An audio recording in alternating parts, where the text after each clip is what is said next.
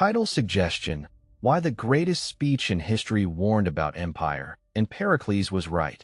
Hook asterisk. In 430 BC, a single speech was delivered on the steps of the Parthenon that has been quoted more times than the Gettysburg Address. Yet every reader of a business school textbook gets the line wrong. Pericles didn't just praise Athens. He warned the city to guard against the very thing that made it powerful. Asterisk asterisk. Imagine standing over a crowd of 10,000 families, their sons dead in a plague-ravaged war, and being asked to convince them that dying for a city-state wasn't a waste but the highest honor. That was Pericles, and what he said still decides whether modern empires, corporate or geopolitical, survive or implode. Asterisk. Context bridge: the year was 431 BC. The Peloponnesian War had just erupted, a clash between the maritime empire of Athens and the land-based League of Sparta. Inside the walls of Athens, a virulent plague was sweeping through the crowded streets, killing a third of the population, including Pericles' own son. The city's navy, its pride, had been battered at sea, and the beloved democracy was trembling under the weight of loss. On the seventh day after the fallen were gathered for a public funeral, the council chose Pericles, the elected strategos and the architect of the Athenian Golden Age, to address the assembly. He stood beneath the marble columns of the Stoa Poikile, his voice amplified by the echoing wind that seemed to carry the grief of a nation. What he said was broadcast not through microphones but through ink, via Thucydides' History of the Peloponnesian War, preserved for over 2 millennia. The oration became the template for every political eulogy, every corporate vision statement that tries to turn loss into a rallying cry. Do you ever wonder why the phrase, "the price of liberty is eternal vigilance," feels like a corporate mantra rather than an ancient proverb? Fast forward to 2024. The United States and China are locked in a strategic competition that mirrors Athens and Sparta, a race for technological dominance, a clash of political systems, and a scramble for influence over weaker states. Companies like Tesla, Meta, and TSMC find themselves on the front lines of that competition, deciding whether to pour record capital into expansion or to scale back before market forces bite. Pericles' funeral oration is the missing link that explains why today's leaders talk about mission and legacy the way ancient Athenians spoke of polis and citizenship. The speech is not a nostalgic hymn. It is a strategic briefing that blends morale building with a sobering assessment of overreach. If we ignore its lessons, modern empires, whether a city-state, a nation, or a multinational corporation, risk the same fate as Athens: brilliant, expansive, and ultimately unsustainable. Core teaching, Teaching 1. The Power of a Shared Constitution. Quote, Thucydides, 2.67 *. Our Constitution is called a democracy because it is the rule of the many and not of the few. We take our measures in common. We are a people freed from the oppression of a despot, and yet we also guard against the evils that can arise from an undisciplined majority. Plain English.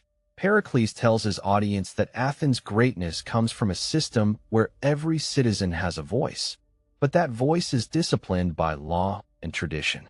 The democracy is not chaos. It is a structured chorus that can outperform any elite oligarchy because each man feels personally invested. 78% of Fortune 500 CEOs cite culture of ownership as the top driver of long-term value. Exactly the ancient principle Pericles champions. Modern example. In 2022, Microsoft CEO Satya Nadella rewrote the internal growth mindset charter, insisting that every engineer, from Redmond to Bangalore, must feel they own the product's destiny. When the company doubled its cloud revenue, it wasn't just technology, it was a distributed sense of ownership that echoed Athens' rule of the many. Actionable principle. Build a governance model where every contributor sees the rules as enabling, not restricting, and align incentives so that individual success fuels collective strength. Core teaching, Teaching 2. The Moral Economy of Sacrifice. Quote, Thucydides, 2.65 *. When we contemplate the loss of those who have fallen, We do not mourn them because they are dead, but because they have proven themselves worthy of the highest honor. By giving their lives for the city, they have achieved the purest form of citizenship.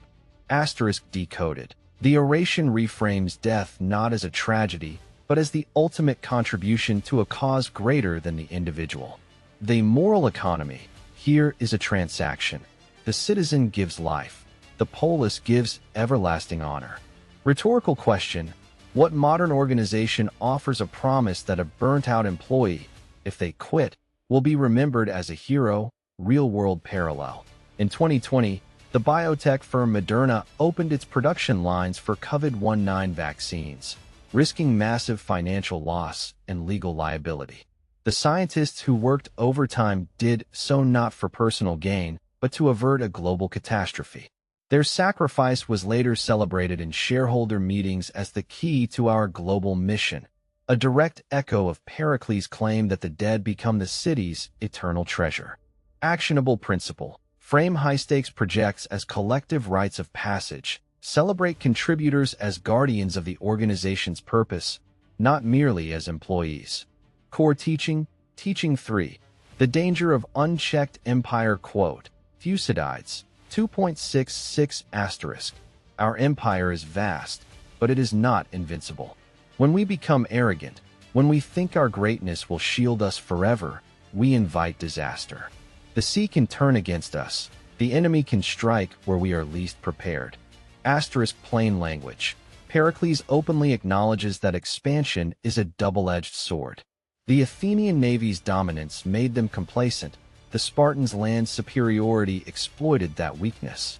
He cautions that glory must be tempered with vigilance. Number shock. In the last decade, 42% of the world's top 10 corporations have collapsed after overextending into unrelated markets. Current illustration. Amazon's attempt to dominate the pharmaceutical market through its Amazon Pharmacy venture is still in its infancy. Analysts warn that pouring billions into a sector with entrenched regulatory barriers could distract from Amazon's core logistics advantage, echoing the Athenian temptation to chase every lucrative shore while neglecting the fleet that made them great. Actionable principle. Install a strategic break, a periodic, data-driven review that forces leaders to ask whether each new frontier truly leverages existing core strengths or simply feeds hubris. Core teaching. Teaching 4. Rhetorical architecture of legacy. Quote. Thucydides. 2.64 *. We shall not mourn the dead, but we shall commend them for the deeds they performed while alive, and we shall hope that the living will be inspired to follow their example, for the strength of our city lies not in stone, but in the memory of virtue. Decode. Pericles builds his speech as a bridge from past glory to future action. He uses concrete examples of past victories to create a template that the living can emulate. The memory of virtue, not the marble of monuments, fuels continued aggression and resilience. Rhetorical question. How many CEOs have a legacy slide that merely lists balance sheet numbers rather than stories of audacious purpose? Modern example. In 2023, SpaceX's launch of the Starship prototype was presented not just as a technical milestone, but as the continuation of humanity's great narrative of exploration. Elon Musk framed the rocket as a symbol of collective daring, urging engineers and investors alike to see themselves as part of a larger story. That narrative has kept the company afloat despite massive burn rates, much like Athens kept its citizens willing to fight because they saw themselves as actors in an eternal drama. Actionable principle. Craft every major communication as a story that links past achievements with a vivid, purpose-driven future, making the audience the protagonists of the next chapter. Modern application. 3 concrete things you can do this week. First, write a personal mission statement that mirrors your organization's higher purpose, but do it in the style of a funeral oration. List the loss you will face if you fail, then frame your daily tasks as heroic contributions to a cause larger than profit. Place it on your desk, read it each morning, and let it anchor every decision. Second, hold a Valor Roundtable with your team. Choose one recent project where someone went beyond the call of duty. Invite the whole group. Recount the story with the cadence of Pericles. Highlight the sacrifice, the collective benefit, and the future expectations. Conclude with a concrete pledge. Each member commits to one specific act of service in the coming week, whether it's mentoring a junior or championing a risky innovation. Third, activate a strategic break meeting. Assemble the senior leadership team for a 2-hour session titled The Empire Check. Review every active expansion, new markets, product lines, acquisitions. For each, ask, does this move amplify our core strength, or does it dilute it? Assign a guardian who will monitor early warning signs and report weekly. Implement at least one immediate course correction, whether it's pausing a rollout, diverting resources, or redefining the success metric. These 3 actions translate Pericles' ancient counsel into a modern playbook: purpose-driven identity, honored sacrifice, and disciplined growth. If you execute them, you will feel the same unshakable confidence that the Athenians reported after hearing the oration, but without the blind arrogance that led to their downfall. Pattern interrupt. Return to the past. Did you know that the exact words of Pericles' funeral oration have been reproduced on more than 2,000 university curricula worldwide? Yet only a handful of historians agree on the precise order of the passages.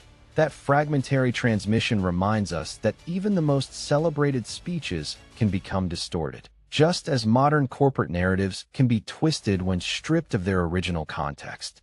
Close asterisk. In 430 BC, Pericles warned his people that the very empire they cherished could become their undoing if they let pride eclipse prudence.